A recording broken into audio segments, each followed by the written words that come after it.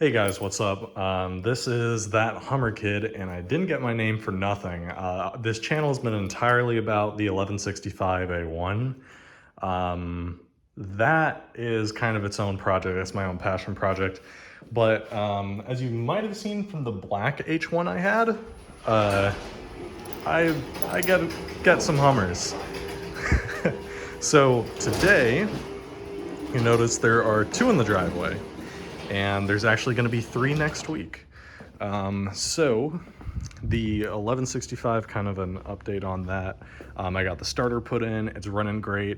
I got the rear wall in, as you can see, all the way through the back, and some other cool stuff. That'll be in its own video. This is kind of an introduction to this beauty, who's the newest project. This is a 2000 Hummer H1 with 33,000 miles on it. There's a lot of good improvements in the year 2000 compared to 99 and below. And I'll kind of go over some of those as we do the walk around. First thing you'll probably notice is the heavy duty brush guard. This is by far my favorite Hummer brush guard. I mean, it is really beefy, but it's nice because it's hollow. It means it's lightweight, it's easy to take down. You've got your two takedown pins there. This version is equipped with the front winch, which I believe actually works. They use this as a hunting rig. Believe it or not, back in the early 2000s when this vehicle was released, it was cheaper in most cases to use a Hummer H1 as a hunting rig compared to a Humvee, because Humvees weren't available at government auctions except for the few that kind of slipped out through an electronics company. So back in the day, if you wanted a Hummer, if you wanted that off-road capability, the Hummer H1 was actually the cheaper way to go rather than trying to build a Humvee up from the ground up. Kind of a little history lesson there. So that's what this was used for. Obviously you can tell they did a really good job on the paint. It's just a little unique, to say the least. This is probably spray paint. It's done really well. Good enough for that. But this truck got used, so you'll see there's a little bit of body damage, and I don't mean damage like filler, damage like scratches. And you'll notice the original color was that butt ugly competition yellow. It kind of comes off in some parts. This entire truck is getting a brand new paint job. It's going to be doing a lot of body work to it. We're going to be getting it perfect. Let me know what color you think I should paint this. I'm thinking a gloss black, but hey, who knows? So move on to the tires. The front two, for some reason, are actually different from the back two. Those are Wrangler MTRs, which are different from the Bajas, but they all share the same rim. Both the H1 and the Humvee both share the, 16.5-inch rim. There's not many tires made for it. The Wrangler MTs, which are equipped on the front, these have date codes of, I think, 2003. So these were replaced shortly after the truck was manufactured. The CTIS system is in great condition. On almost all H1s, they will leak like crazy and you'll lose all your PSI in a day or two. These are sealed very well. This is the original CTIS system. You'll notice there's quick disconnects at the hubs. So if you're not using your CTIS, you can disconnect it and then your tires won't leak air, given that your QD connector at the end isn't leaking air. These have some tread left. What I'm surprised though, this truck has 33,000 miles. It's a 21-year-old truck. There's no dry rot. You'll see that. The date codes alone kind of make these tires bad. The front ones are getting replaced. I'll get into that later. But so this truck must have been stored inside. If it was stored outside for all that, you would get the obvious cracking and whatnot. This entire tire would be unusable. So that's something to note. 2000 was also the year that they reintroduced the two-piece, it's either two-piece or one-piece wheel. I think these are the two-piece steel wheels with the CTIS system. So that was new, reintroduced for the year 2000. You've got your standard lights and whatnot. I'll go kind of over, we're getting LEDs and all this. I already got all the bulbs to do that. This is the other Goodyear MT tire. On the front, we do standard H1, doesn't come with the tall fording stack like the Humvees do typically. So this is the little short guy, but again, most people didn't really go forward in these, although this vehicle might have seen it. You'll see like a lot of similarities, like let's just look between the two. I mean, this is the same housing, this is the same lens. These were actually discontinued, I think in 2002 or in 2003. You'll see that one is kind of rounded over there. See if I can zoom in. That one's kind of rounded. This one has the tapered edges. Very minute difference, but that's it. It still uses the same lens as far as I know. These housings are actually, you just pop this out and there's two little contacts on the back. There's 5 of them, one here, one on the other side, and then 3 on the DOT clearance up there. And then this guy, of course, is different. I like the look of the H1 lights a hell of a lot better than the Humvee lights, but the 99 wagon that I had the truck light LED ones, and for the Humvee on the H1, those were really cool. Got powered mirrors. They definitely have seen some use. Those are going to get refinished. You'll notice that on here they've got the HUMMER on there. Believe it or not, the Humvee actually on their windows has the same exact text, the same font and everything, which is pretty cool. So you can kind of see there's some scrapes on the side. Very unique camo pattern. Now these tires are different. These have date codes of 2012, so they're pretty recent. And by pretty recent, I mean pretty recent for the Humvee world. They're in excellent condition. Again, no dry rot, plenty of tread. They're balanced very well, and that's the important part. All of these wheels are very balanced. This thing drives perfectly. It drives like a truck that has 33,000 miles on it.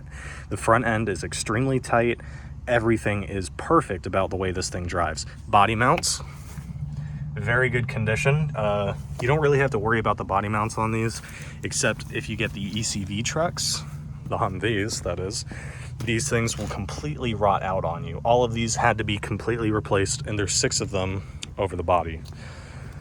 So this was used for a hunting rig originally. It had this weird thing on top, and then it had this weird thing there. And there's a winch in the back that I guess you'd, pull deer up in, or whatever the case was. You'll notice when I said they did a good job on the paint. This little detail right here, all these D-rings, which are pretty expensive, by the way. These are about $100 a pop now, like $160 a pop for these things, if you can find them. I believe they're actually a discontinued item now. They must have removed those because, well, as you can see, they weren't painted. This strip, no idea if it's OEM or not. I don't think it is. I don't know what else would have gone there. I don't know why they put that there. That's getting removed. The H1 classic lights, this, not sure what that's for, and this, which is a trailer step, are both aftermarket. I want to put that trailer step on the Humvee. If you'll notice, both of these use the HD bumper. The H1 here comes equipped with a towing package, hence the reinforced kind of bumper there. That's a reinforcement that goes to the steel frame.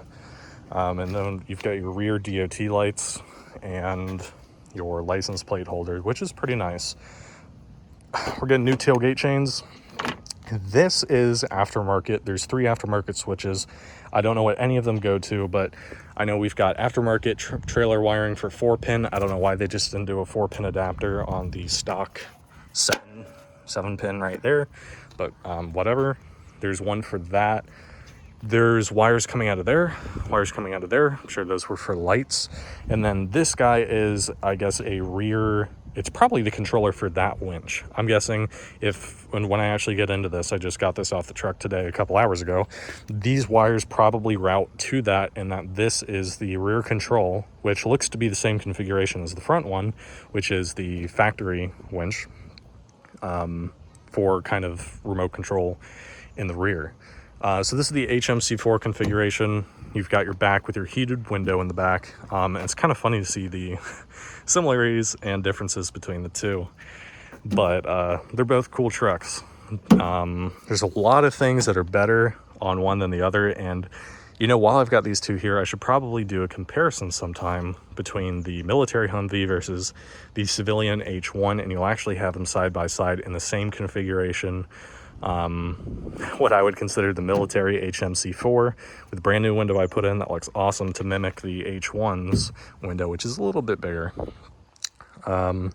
So I guess if this truck is unlocked, yes. So right away you can, if the paint didn't give it away, you'll know that the interior was originally, this truck is originally yellow. It was competition yellow, and that's obvious by the seats here. The other H1 that I'm getting is a gray wagon, which has the proper gray cloth seats for doing a gray interior with a black exterior, as it would have come from AM General.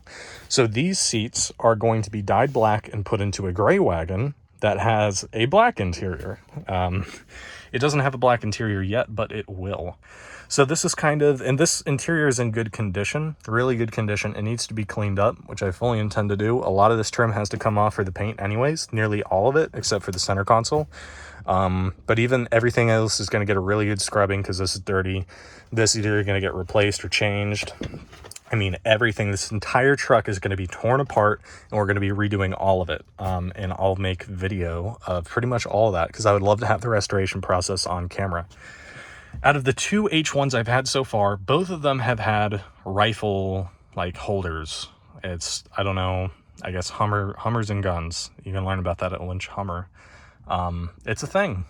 It's clearly a thing. But yeah, the interior, you can clearly see this is the 2000 by the rear seat, rear unit here. This was new for the year 2000. In the auxiliary HVAC cover, they have the rear controls, which I haven't tested, but I think it'd be pretty cool if they actually did work. Wow, that is cool. You even got a space for headphones over here where you can plug in your headphones and adjust the volume independently, which is super cool. None of my parents' vehicles had anything like that. You've got your upgraded CD changer, which will go up to the front to see, and that's pretty much all of that for back here. And that lights out. I got to replace that. You can see the superior doors to the Humvee. Check this out. And they shut. Can you believe that? So up here, we've got this beautiful interior, all stock except for those 3 aftermarket switches I gotta rip out. There's no, it just needs a cleaning. It's a little bit dusty, but truck's got 33,000 miles on it. It's an excellent truck and a candidate for this restoration project. Let's see here. So for the year 2000, they had it for 1 year between the 2002 model and the 1999 model. This is the only year that it has this speedometer. It is like the traditional 1999, has the 1999 dash, but this has a digital trip meter and for the first time, and a digital readout for the odometer. First time ever a Hummer was offered from the factory with a trip option for the odometer. Got our CTIS and see that it is working there, holding pressure at about 35 PSI. And of course, everything else. We've got the clock here. Everything works in here. I've got to replace a blower motor, but air conditioning works. All of the defrost works. Thing is like a dream. This is the discontinued deluxe HD rear view mirror. This came in the 99 I had, but it was completely shot. They do this delamination. You'll see it's just in the center right now.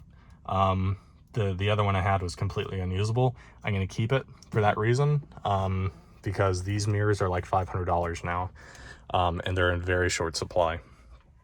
And then of course the new upgraded CD changer for the year 2000. I think the Delco, the original Delco in the 99 and lower, I think those were VH or cassettes. I could be wrong. I don't think they were CDs.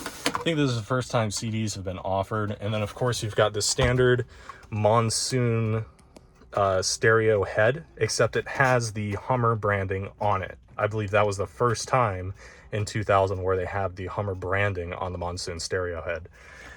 And of course the 2000, which I believe is the same for the 99, different for the 98 head kind of center console unit. So that I think is about going to wrap it up. The underside is pretty clean. It comes with the underbody protection kit, yada yada yada. kind of the overall condition. Pretty good. You're going to see a lot of rust here typically on the drip rails. There's none here. You're going to see a lot of rust on this portion right here. All that's going to be rusted. It's not on this one. This is very clean. There's no rust on this truck. On the wagons, you're going to get rust all along this drip rail right here on the inside and outside due to the steel wagon going onto the aluminum body. They don't mesh very well. I mean, I could make a whole video about Hummer buyer guide and exactly what to look for on these guys, which I might do. But this is kind of the tour of the new guy before we really tear into it, rip everything out, redo the paint. I mean, literally the whole body is going to get sanded, nicely finished. Everything's coming off. We got new stuff going on. Interior's getting refinished, new seats, all that stuff. It's going to be a fun project. So that is going to wrap it up for this episode. I know it's a little bit long, but that's kind of the introduction to the newest member of the family, the HMC4. And next week, we'll have another guest that I'll get to talk about. And I won't say too much. I might have already in this video, but that will be another project.